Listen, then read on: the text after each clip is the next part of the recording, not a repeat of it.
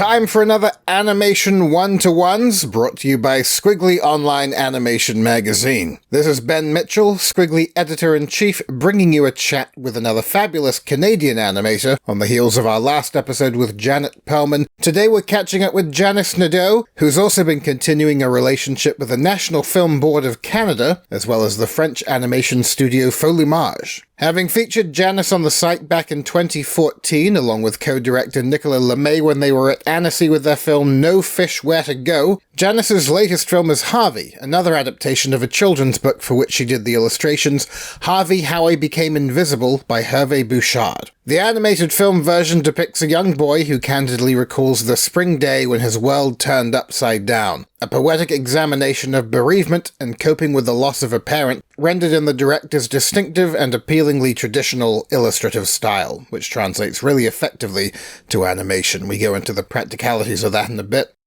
A three-time recipient of Canada's prestigious Governor-General's Literary Award, Janice also directed the film Mamie in the interim, and currently teaches at the UQAM School of Design in Montreal. With Harvey part of the Young Audiences competition at the Annecy Animation Festival taking place this week, we were keen to catch up with the director, so let's go ahead and hear that catch-up right now. I remember the last time we had you on Squiggly, it was at Annecy, yes, I believe. Yeah, it would be great to hear what you've been up to, I guess, in the interim. Can you sort of bring us up to speed about what you've been doing since that film and Harvey? Yes. No Fish Where to Go was finished in 2016. 2014. Afterwards, I made another movie, a short film, which was called Mamie. And it was a short film as well, and produced by Folimage and the NFB. I've had the chance to pitch my film at MIFA, so it was the first time I was in Annecy, in fact. So I won like the youth residence at Folimage, and I did my film there, and the NFB was like the co-producer at that time. And after that, I'm searching my words because it's been a long time since I spoke in English, so I'm searching very far for the words in English. So at the time I was working on Mamie, I've already had the book Harvey done. The book was made in 2008. I have it here. So I already had it as a physical object. So when I worked on Mamie at Folimage, I gave it to everyone as a farewell gift after I finished working there. And finally, Corinne Detombe, the producer there, wanted to, both of us wanted to work again together at the end of Mamie. So this was the chance. I come from a background in illustration. So, since No Fish Where to Go, I've done a little bit of illustration and animating on Mamie, starting working on different projects as freelance. And yeah, that's about that. And in 2020, I've had the chance to have a full-time job as a teacher. So yeah, Cool. I was Where are quite you busy. teaching?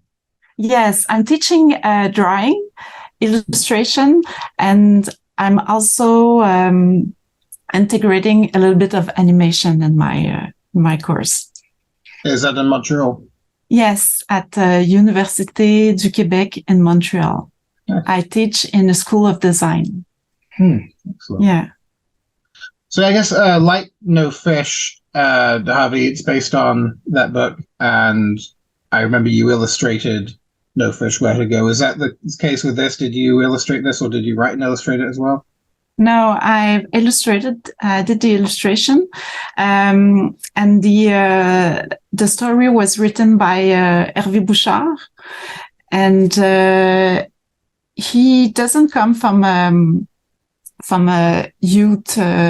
He's not a writer for youth novels or anything. He comes from theater writing. Yeah, so and he's a novelist and he's a teacher as well. So it was his first graphic novel that he did, and for me as well, because before that I illustrated book for more for children's or Interesting. So a graphic novel, I guess there's aspects to it that are a bit different from picture books. There's more, I guess, a sort of sequential art and stuff that feels a bit more like storyboards. I guess, first of all, was Hervé involved in the adaptation of the book to a film in any way? At first, Marc Bertrand, the producer, called him and just to secure the rights and everything and have the first conversation. Do you want to work as a screenwriter for doing the adaptation? And Hervé said that he had complete confidence in me and didn't want to do that. He said, my job is to write books and this is what I like to do, write screenplay, but not for theater, but not for film. So he said, just go ahead and do it. I have complete confidence in you. So this is what we did. First, I work with a screenwriter, which is called Marie-France Hébert. She did the first sketch for the script. She adapted. She took like I don't know the word. She made like a first draft, but very detailed draft, and she did like the red line of the story. She did the red I don't know what through line. Yeah. she made the first, and at that time I felt that it was too close to the book. It was exactly like the book, but in film. And this is not what I wanted, because in the book already exists, it's there, it's complete. There's the words and the illustration, they are tied together. You cannot extract one from the other once it's done. So I didn't want to just add movement to the book by doing a film. I wanted to do something else with the possibilities of animation. And as you said, in the graphic novel, there's rhythm, there's a sense of time, and I wanted to explore that in doing the film. So, but really, it was the first time with the graphic novel that I had the feeling of playing with time in the picture book, because I had as many pages as I wanted. The publisher, Édition de la Pastèque, La Pastèque Publishing, they said, you have all the pages that you want. You just have to tell us and be in the multiple of 8, I think, or 16 page. But so I can show you. I had the chance to start to explore, just like maybe like a storyboard, as you said, to explore the time passing, to explore like silence and things happening in the with the sequence of page passing. So this is something that I really enjoyed doing. It was the first time that I had that space and this possibility to play with. So it was like a little teasing to animation. Yeah.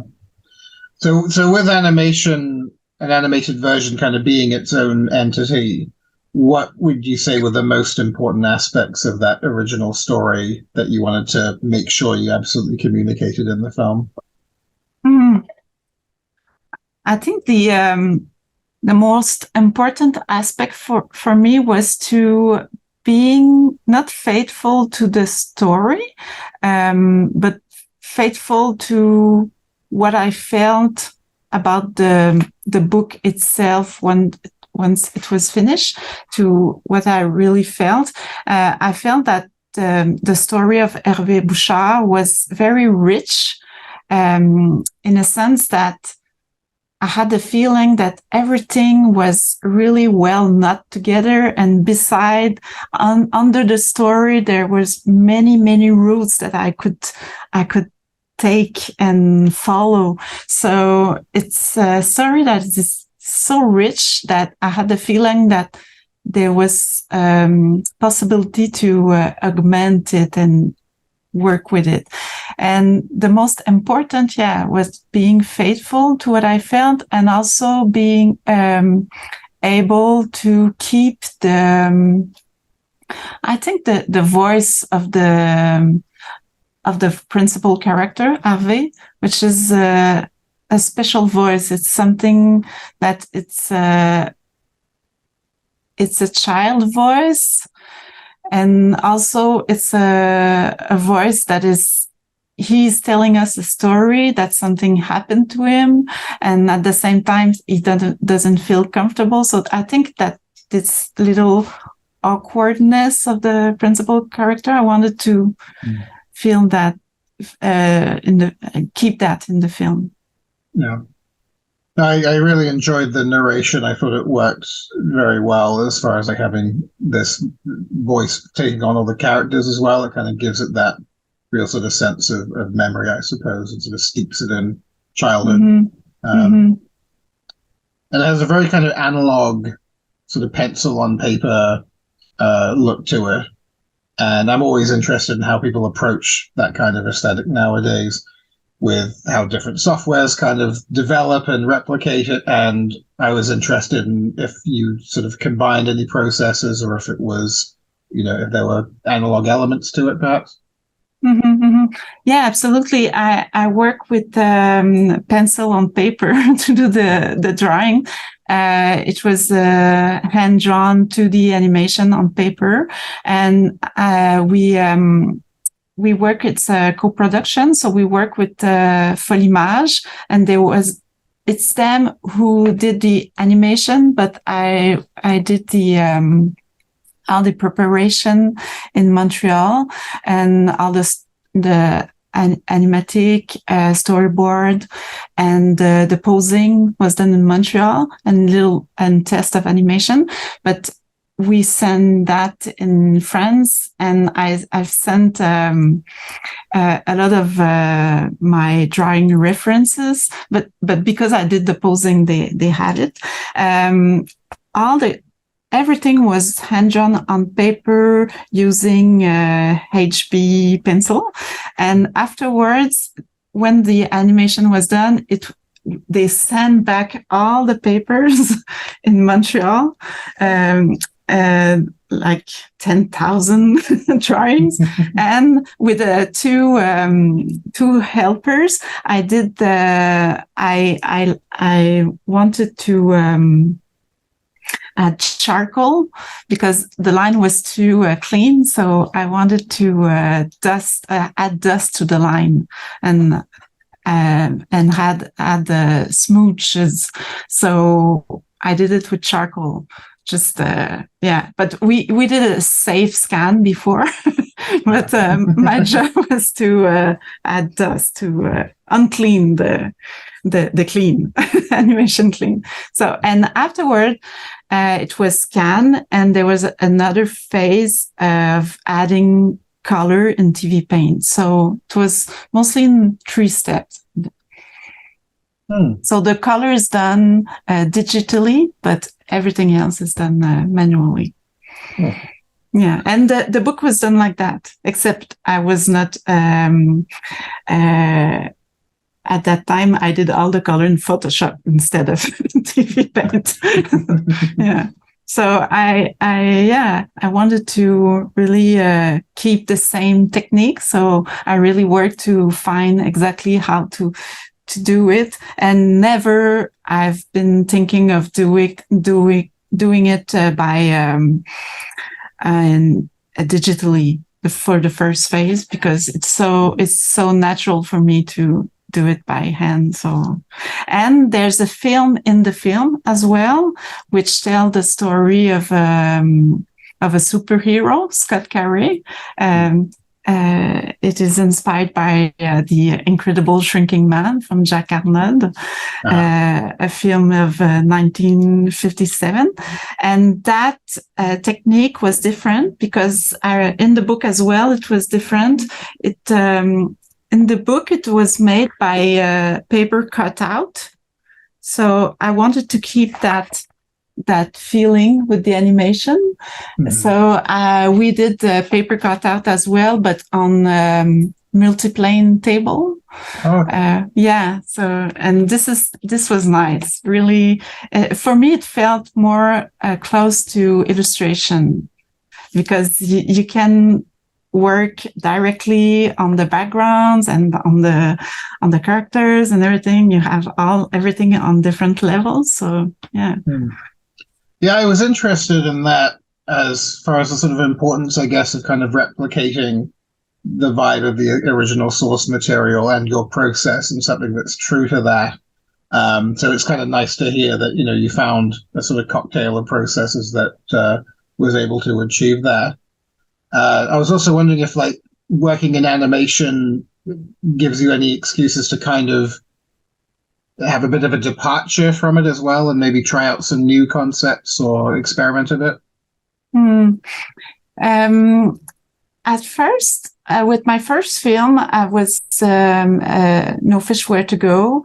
I work with watercolor same as the same technique as in the book. For Mamie, it was an original screenplay from me, so I felt more comfortable working in watercolor because I knew how it would look on the screen. But for Hervé, I felt it was also really important to have the same technique as in the book, because I really had a reflection when doing the book. Why do I need charcoal? And I also use paper cutout, so I could cut paper and take out some colors, so it would echoes the disappearance of the father. So I really thought of technique. I always think of the technique so I can rhyme or echoes the narration, what I want to tell. So it's really how I think the technique. So another film would bring another technique, because I don't have another book to adapt now. So yeah, I felt like, for my first two films, I felt like watercolor was the best technique. And now with Harvey, also, maybe another film would be, exploration. Or the animation itself as well is very nice, and there's a great team behind it. I saw Claude Cloutier's name in there, and he's someone we've talked to a bunch. And I got the impression from what you were just saying that you were quite hands-on in it. Did you actually do much by way of, like, animation itself, like character animation?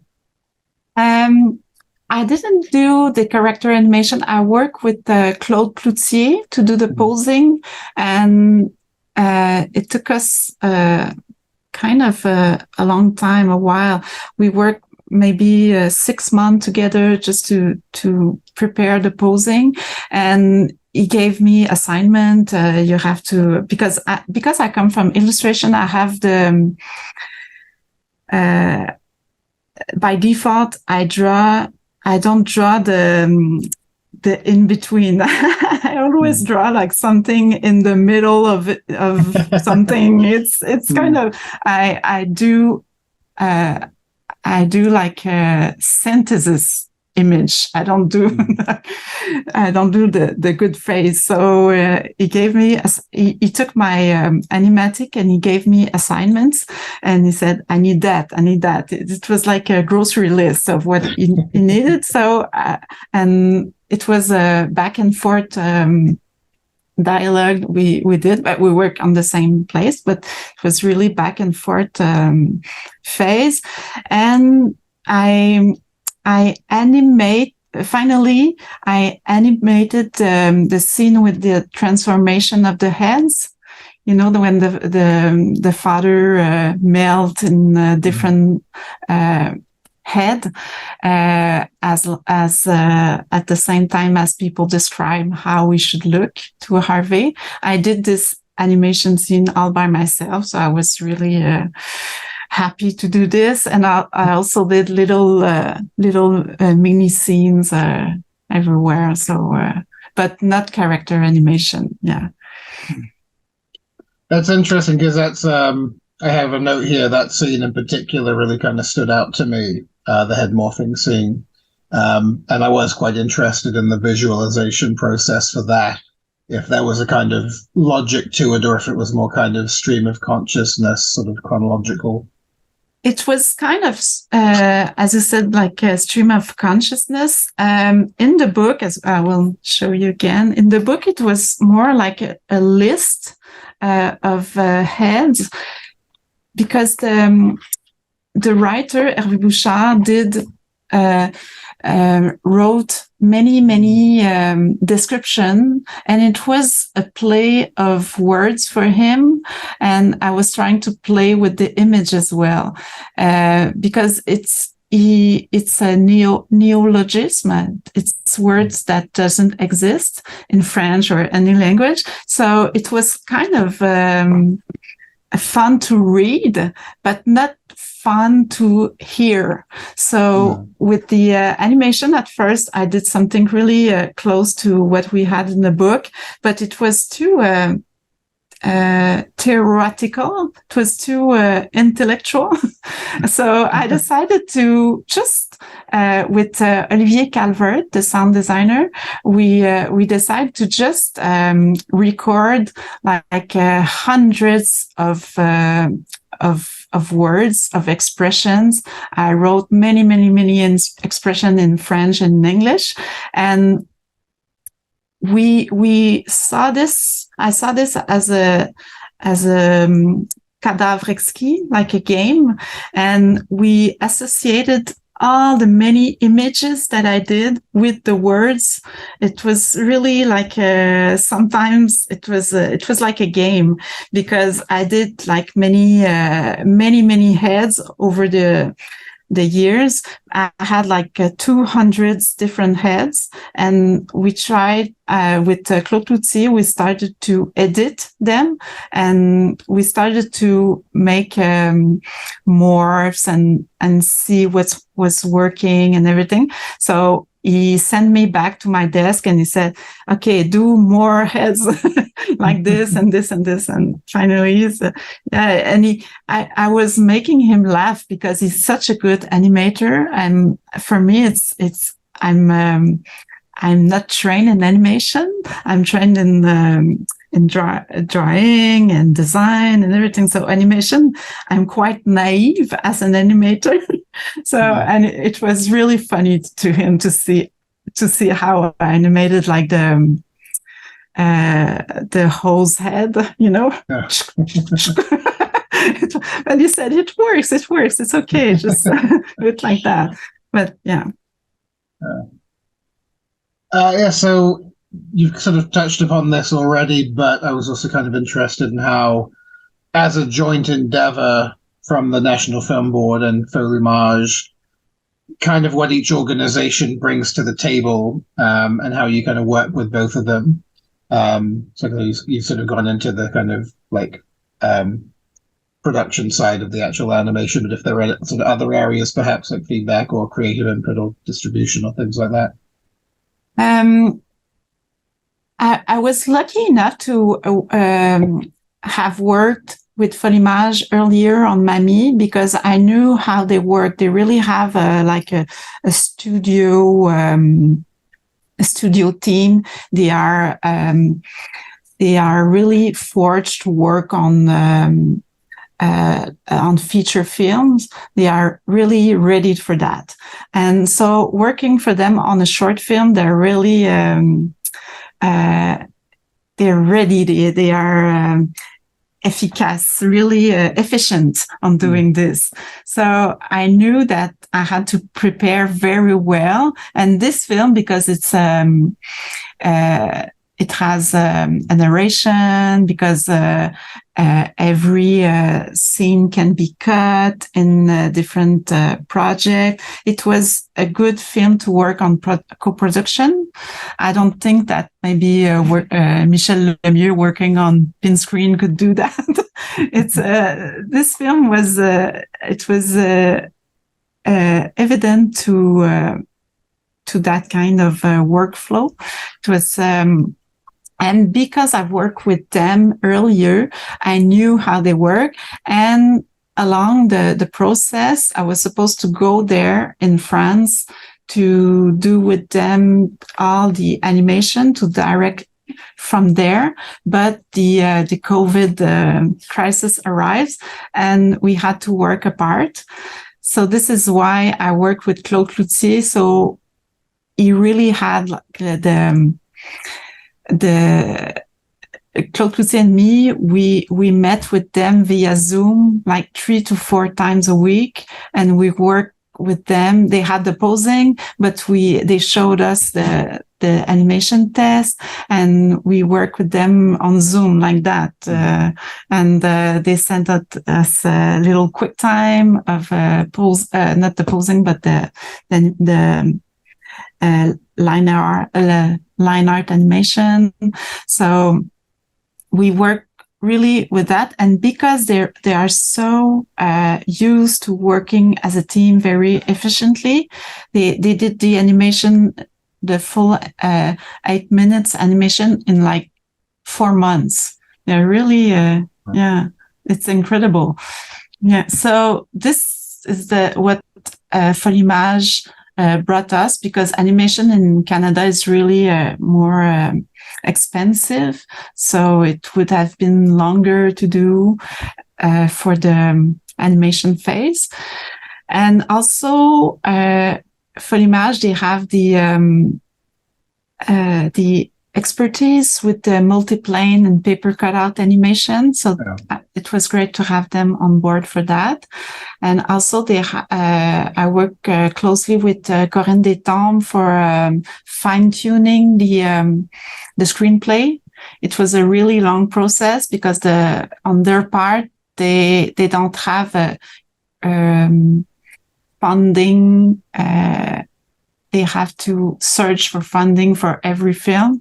And it was really long for them to have the funding for this film. But the great part is because each time that I have to rewrite the screenplay and think about the film, it gave me the opportunity to really tie every little knot in the screenplay. So when I was ready to have when I had the chance to have the team, have everyone ready to work on the film, I had so many drawings, so many things ready for them, so many references. They needed the mood boards. I have everything. They needed the turnaround of the characters. I had everything. I've been working alone for like 4 to 6 years. So I have many materials for them. And because it was so long for Folimage to secure the funding, I also had the privilege to rethink about the book. And at the beginning, you said what was the most important part, and I think the ending of the book was something that I felt uncomfortable with. Not because it was not great. For the book, it was great, but it was an open ending. And I didn't want to have the open ending for the film. I wanted to have a real ending. And this, I think time gave me the opportunity to rethink and really find the ending that the film needed to be, to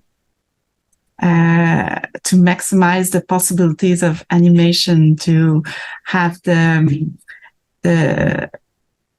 because in the book, the end of the book was like kind of tragic. Hervé, the character, was like, he was disappearing. You know, he really, like, physically was disappearing from the page. It was a symbolic death because his father didn't see him, was not able to see him and anymore. So he felt like, this is my interpretation, when the person you love the most in the world disappears and cannot see you, you feel like you don't exist anymore. This is what the end of the book was telling. So in the film, I because I had time, I decided to offer an epilogue. So when his uncle Raymond asked him to get in his arm to see his father, in the book it was ending there, because when he was in the arms of his uncle, he saw inside the coffin, seeing that his father doesn't see him anymore, he disappeared like that. And in the film, I decided that he would not go in the arms of his uncle Raymond, and instead of that, he find like an escape in his imaginary by because the father is rappels down his coffin, and he follows like the Scott Carey's route journey. Yeah. So. So I can see why that definitely works better for the film. Yeah. And it's nice that it sort of ties in with what you've kind of set up with Scott Carey. And yeah, I think, those kinds of decisions, it must be kind of a tricky thing knowing how to play it. But I think it all comes together really nicely. And I think was at first, I think this is why it was so hard for Folimage to finance it, I think. And the ending of the film was always a question by the juries of the CNC, Centre National de la Cinématographie Française. They always questioned the ending. So I said, okay, I should I should work the ending. So it pleases me, and so I really feel comfortable. And the original author, Hervé, saw it this winter, and he said, yeah, this is a good ending for the film. He gave me a seal of approval. That's nice to hear. Well, congratulations on being selected again for Annecy. You're going to be going? Yes, of course. Excellent. Yes. And you? Will you be there? Sadly not, but some of my team will be. Okay. So, my colleagues and a couple of our writers are. Basically, I used up all of my holiday days because my day job is animation. So I'm having 2 weeks off in August, and that's used up all of my days. But I'm going to be in Montreal, which I haven't been in about 5 years. Okay. So I'm looking forward to that. But Annecy had to go, unfortunately. Maybe next year. Okay. The film was selected in Clermont-Ferrand. It was his premiere. Yeah, but I was not able to go neither because I teach, and it was during the first weeks of the semester, so it was not possible. Yeah. But Clermont-Ferrand's pretty much one of the best ones out there. Like, I've only ever had anything play that once. But it got a lot of traction. It was in a pretty obscure program as well, but I think just by kind of being in that catalog, people are paying attention, and you really sort of like hammers home like festivals like that in Annecy and certain other ones. Like there are festivals that really kind of like will push you forward. That's really great to hear. Oh, I'm really glad it's all working out, and I hope you have a great time over there. And thank you very much, have a great rest of your week. Thank you so much to Janice Nadeau for catching up with us. And remember, if you're at Annecy this week, give her film Harvey a watch in the Young Audience's Short Films and Competition program. It takes place today, June 12th, 5 p.m. at the Bonlou, Wednesday, June 14th, 2:30 p.m. at Le Mercado Nouvelle, and Saturday, June 17th at La Turbine. While you're over there, some other NFB projects worth keeping your eyes open for are Diana Bomsawin's 2016 short film I Like Girls, which appears in the Hidden Queer Desires Animation Pride and Diversity program today, Monday, June 12th, 10 p.m. at the Pathé Cinema, and Saturday, June 17th, 7 p.m. at the Bonlou. You can learn more about that film in Episode 3, Season 2 of our other Squiggly podcast strand, Intimate Animation, which featured Diane. Also, Borislav Kolev's feature-length documentary Theodor Ushev, Unseen Connections, is part of the Annecy Classics selection, playing Tuesday 13th at 1:30 p.m. and Thursday 15th at 6:30 p.m., both at the Pathé Cinema. There's also the first instance of an NFB project being included in the Annecy Works in Progress category, with La Jeune Fille qui pleurait des perles, a fairy tale for all about a girl overwhelmed by grief, a boy who loves her, and how greed leads the purest of hearts to commit the vilest of actions. It's by Chris Levis and Maciek Szybowski, the team behind Madame Tootly Pootly, so that's sure to be a fun one. Check that out Friday, June 16th, 4:30 p.m. at the Salle Pierre-Lamy. Now, not to end things on a down note, but it has to be mentioned that we of course all heard the news about the horrific attacks that took place in Annecy a few days ago. And it's really rattled all of us here at Squiggly, being so enormously fond of the town. And we can't begin to imagine the effect it's had on the local community. And I'm very sad to not be able to get away for it this year. But Steve and Aaron will be there, as well as some of our fantastic contributors, all in solidarity with the town, and we really hope the festival is as jubilant and full of love as it can be under the circumstances. So everyone have a wonderful time and be safe. Now, I'll be back with another podcast before too long, I expect. Until then, be sure to keep visiting us at squiggly.com, follow us on our socials, subscribe to all our subscribables, because we like you, and we want to keep in touch. On that note, if you're in or near the Bristol area, I'm putting on another Bristol Animation Meetup, or BAM, next week with my pals at Rumpus Animation and Sun and Moon Studios. So please do come out in droves and say hello, cause it's been a minute. All are welcome, even out-of-towners, if you're happy to make the trek. And I'll also be doing a sort of book launch for the new edition of the Squiggly book Independent Animation. Copies will be available at a special exclusive BAM discount. So if you were thinking of getting one but wanted it a little cheaper than the retail price, well, here's your chance. That'll be June 22nd at the King Street Brewhouse in Bristol. Things should kick off around 7 p.m. Hope to see you then. I've been Ben Mitchell, and until next time, happy animating.